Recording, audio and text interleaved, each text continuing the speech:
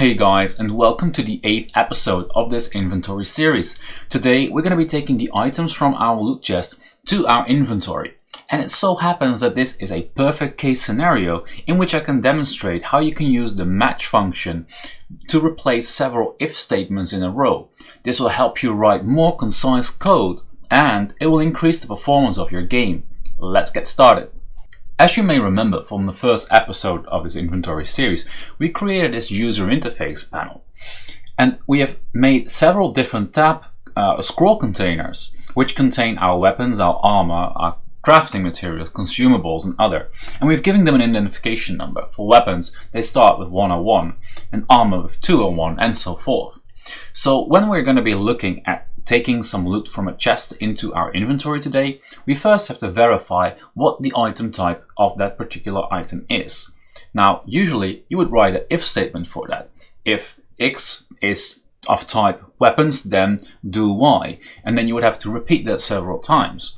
Let's have a look at some code examples of that, and then let's see how we can replace that with the match function.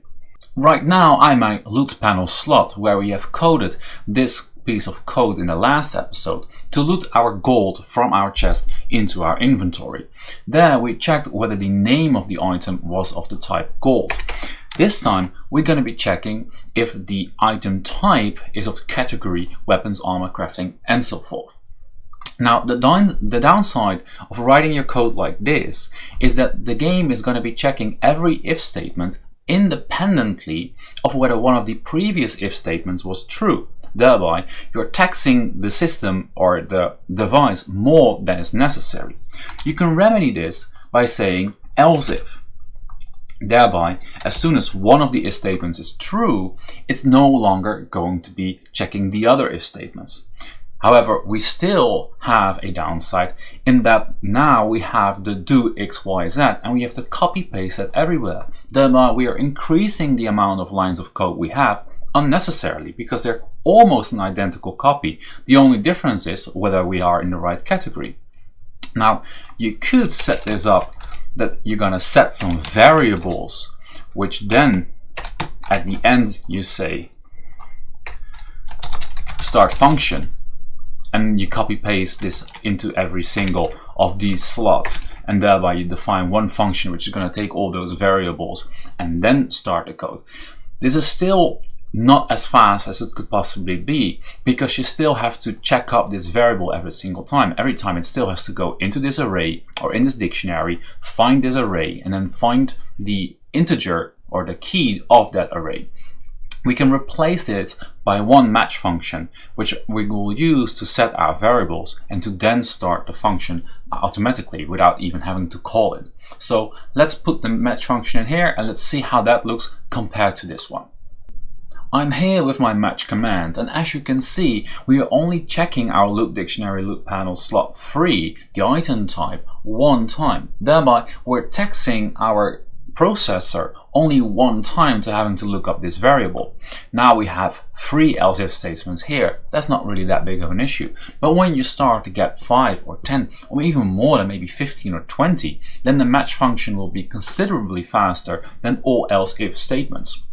What this piece of code does is it looks up a variable, in this case is going to be a string, and then we verify whether it matches, hence the match command, with every single element we put in here. So we can simply say crafting and consumables, and if that case is true, then we can write code here, and it's only going to be executing that part of the code. Thereby we can very quickly set some variables which are going to be dependent on the category, and then we can use those variables we have set using the match command to run one code one time. Now, to start this off, I'm going to be deleting these examples that I've just used to explain what the match function does, and we're going to start by setting some of the variables we will be using within that match function. First, we have a slot checker start. This is going to be the 101, the 201, and the 301, basically the first slot within every category. Then it's going to have a maximum value, and that is dependent on the maximum amount of slots within every category that we use, so the player cannot overload their inventory, and so that we get proper error handling to display, for example, a pop-up that let's say, hey player, your inventory is full, please drop some items or sell something. Then we're also going to be naming or putting the looted item in a variable name or in a variable, and this is going to be equal to the lookup we have used earlier here for gold. So now that we have defined this as a variable, we may as well replace this, thereby we're not taxing our system twice, and it makes our code a little bit easier to read, because what first had if loot dictionary loot panel slot is 0, well, it's much easier to read if looted item name is equal to gold. So by sometimes defining your variables, you can make it your code more easily to read, and when you look at it again 3 months from now, it's going to make so much more sense. So now let's get on to the match command and how we're actually going to be implementing it. The match command can basically run if the name of our looted item is not gold. In all other cases, it's going to be one of those 5 categories. So we can paste in our code not as an else if statement, but simply as an else statement. That's again easier for our processor to handle. Then we're going to be matching the import data, item data. This is our item data table that we have defined in the spreadsheet of episode number 2. It's going to be looking up the looted item name, and it's going to be collecting or retrieving the item type. Then it's going to be matching that item type with weapons, armor, oh, I should put the S there, armor, crafting, consumables, and other. And it's going to be setting these 2 variables we've defined up here as in conjunction with how we have named the loot panel slots in the separate scroll containers within our UI loot panel. With that done, we can start building the code that's actually going to be using these variables to actually put the item from our loot chest into the dictionary of our inventory. And then after we've done that, we can go to the inventory code and make those items visually appear in the inventory when we open it. Now, right on the match command, we can start writing our code immediately. Because we don't have several else if statements, we don't need to be calling the same function every time. It always has to run the same match function, so we can start writing immediately. We're going to be using a while loop that is going to be iterating over all our inventory slots, basically the 10 slots that are available to us within our dictionary for our inventory dictionary, and it's going to be checking if something is already there. So while the slot checker start, so this is going to be 101, let's use the case scenario for weapon. If the checker start is 101, so 101 is smaller than slot checker max plus 1, so it's going to be 111, then we're going to run a code. Then first we verify if the slot checker start is larger or bigger in number than slot checker maximum. At the end of this code, it's going to be saying a slot checker start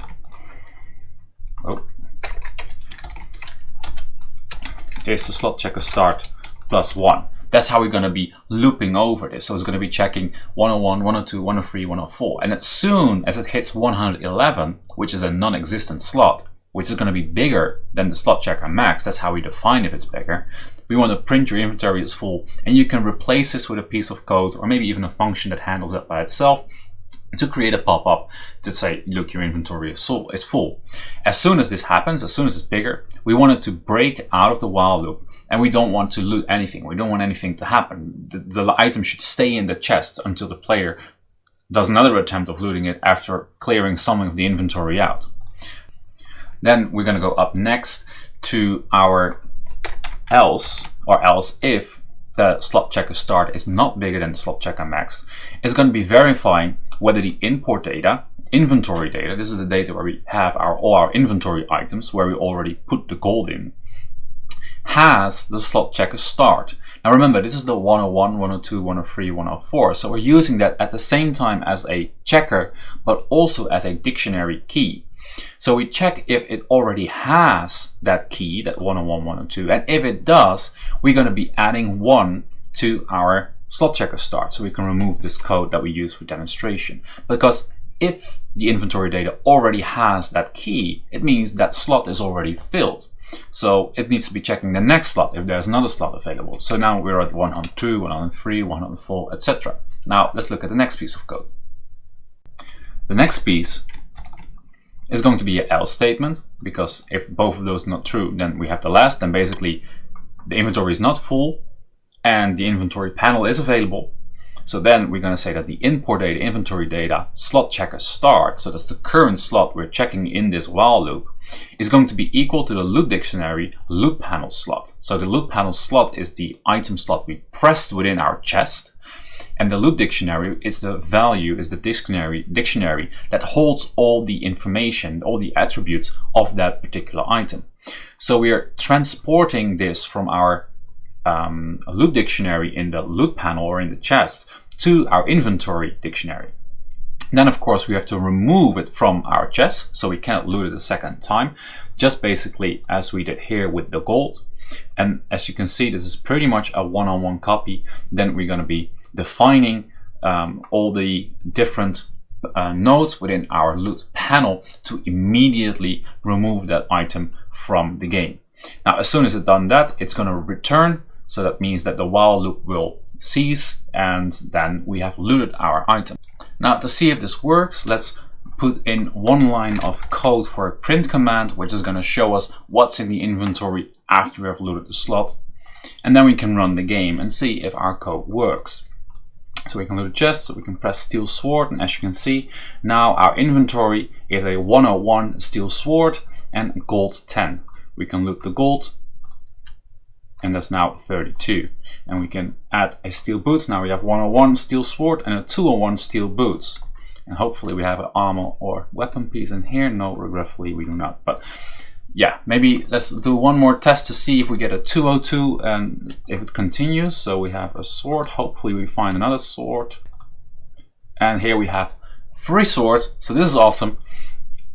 So we can loot 1, and we can see that we have a 101 steel sword and a 102 steel sword. 101, 102, 103, 101, 104, and so on to 104. So it's collecting all the swords and it's putting them in our different keys, and thereby we can start going to our inventory to make sure that when we load our inventory on screen, it's going to be displaying this data we have our inventory dictionary within our progress data singleton, that we can put that on screen for the player to actually see. Now to fill up our inventory, we're going to go to the inventory script, and under the ready function we want to be loading up our visual inventory dictionary. So, or we want to visualize our inventory dictionary to say. I'm not going to put it straight on the ready function. I'm just going to be writing a new function called load inventory. This will make our code a little bit more readable in the future, then we know exactly what part does. So with this done, or with that function defined, we want to be going over every single item slot in every single category, and we want to be filling that one up. So it's easiest to just iterate over all of those, and we can do that by putting them in a single node group. So we're going to go to that one particular node. We're going to go to groups, and we're going to set this to inventory slot. We're going to add that.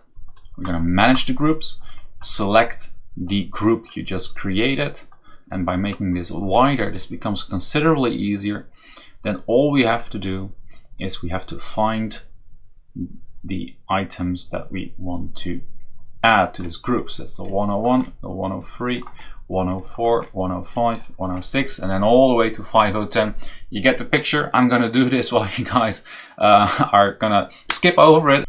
And here we go, the last one, 5010. You skipped over that in a heartbeat. I had to do that, but yeah, there you go. We add them all to this group, and we can see that all these nodes are now in the same group. As we've done that, we can go back to our script and we can copy paste our piece of code that's going to be helping us to fill our loot inventory. There we are, we copy paste in the code, and what this is going to be doing is it's going to go for every inventory slot, in this case shortened by I. We get the tree, the entire tree, we get all the nodes in the inventory slots group that we just defined. Then it's going to be getting the integer of the node name. So it's going to get a 101, 102, 103, 104.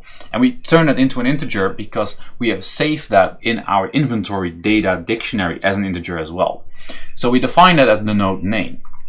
Then we're going to be verifying whether our inventory data in our singleton has that node name, whether it has that key. Then if that's true, well, you can use move that's for error handling. We're going to be setting the inventory slot to fill, so that's this 101 over here. We're going to get that as a string of the path to I. So we're going to be defining a node path to this container 101 right there. Then we're going to get the node inventory slot to fill item name, which is this label right there, and we set the text to the import data inventory data, and in the node name the key and then the 0, and in the 0 we have saved our steel sword. That's where our item name is. Then we collect the icon from our assets folder in the art folder, and we get again the name, because we have saved all our icons equal to the name of said item, and we set it to .png to create a reference to the icon. And then we're going to get the inventory slot to fill, the background, item background, item button, and we set the normal texture, and we load that icon we just defined up there. With that done, we can play this. We can walk to a chest. Let's hope we find a sword. A lot of gold today. We have one sword. We can close it. We can see right here down in the editor that now our inventory contains the key 101. When we press the inventory, it loads that steel sword into the inventory. Now, of course, when we load boots or other things, we can't press these buttons yet because we haven't set that up. That's going to be for 2 episodes later. What I want to do the next episode is actually saving the inventory. Before we do that though, let's do 2 more things. First of all, we have to make sure that if a item has more than a quantity of 1, which is not going to be in case in swords or armors in this particular inventory, but for example iron ingots and iron ore and all that kind of stuff, you need to have a quantifier in case of a stackable item, so you know how much you got. So we're going to put that under here, and we're going to make sure that that loot all button that we have in our loot panel is actually functional. The first thing we want to do before we end this tutorial is we want to set the quantity of items in our inventory. Now, for weapons and armor, we have set that we don't have anything more than 1, but that's not the case for example, iron ore or iron ingots or anything like that. So after our code to load the texture, our icon texture, we're going to be pasting in 2 more lines, which is it verifies whether that particular key within that inventory data dictionary, then in that array integer number 1 is bigger than 1. This is the quantity. So if the quantity is bigger than 1, then it's going to get the node item bottom label. That's the little label in the icon, and it's going to set the text equal to that inventory node name 1. So in case we would have iron ingots or something like that, and we would have a quantity bigger than 1, it's going to display that in our inventory properly. Now that's done, let's go over to make sure that our loot panel can actually, that loot button is functional in our loot panel. Therefore we go to the loot panel, and within our loot panel we have to first find our button, which is the loot all button right there. We're going to go to the node signals, and on pressed we're going to be connecting it to our loot panel with an on loot all pressed. That's fine. Oh, we got a lot of enters here, we can remove all of that. Now, to get this button working properly, we're going to be pasting in a little bit of code. It's quite easy actually to make that button work. What we actually want to be doing is we've finished this function to loot 1 item slot earlier this episode, and basically when you press the loot all button, you basically want to run over this code, but then for every single loot slot in the loot panel, and not just for 1.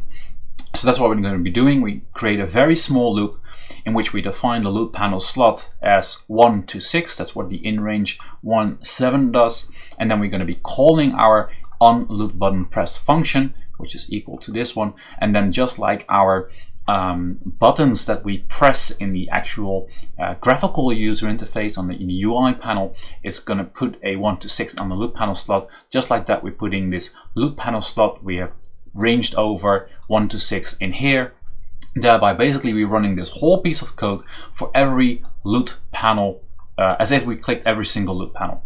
After that, it's quite normal in these kind of games, we immediately close the loot panel by also calling the onClose pressed, which we have defined in an earlier episode.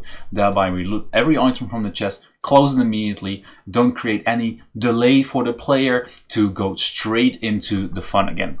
Just to make sure that this works, the only difference is that we have to be replacing or repositioning, I should say, this line of code. And why?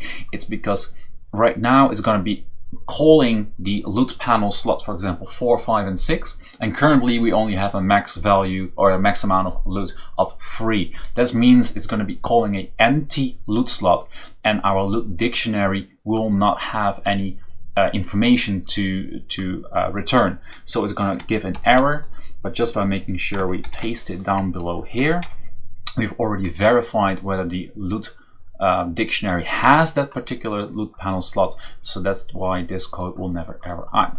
So let's test this. Let's hope we have a few items in our chest. Downside of randomness, we can loot all here, loot all there, and hopefully we got some stuff here. That's awesome.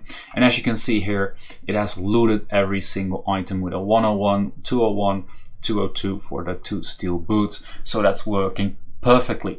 Now, just to finish this tutorial off, I did have to make one small adjustment that I have not showed on camera yet, and that is in our item table in the spreadsheet we have defined in episode 2. We did not yet have this item type column that I'm calling several times in the function to transport the items from the loot chest to the inventory dictionary. So when you're following this tutorial along, not only to learn from it, but also to reproduce what I'm making here, make sure that you add one more column to the item table sheet, and make sure you recompile the JSON and then download that JSON from your Google Drive and put it into the right folder and overwrite that JSON that's right there to make sure everything keeps working. So I guess that's going to be it for today. As I said already, in the next episode we're going to be saving our inventory before we actually start making the inventory itself functional by being able to press all the buttons and delete items, which will be episodes 2 episodes from now. I first want to make sure that whenever we restart our game, it's going to be saving or collecting again our inventory data that we have defined already. So we're going to be making a user save file that's you can expand on yourself by saving all kinds of other stats. We're just going to be doing the inventory. So that's for next episode. If you enjoyed this episode, make sure you smash that like button. Smash the like button like that, yes.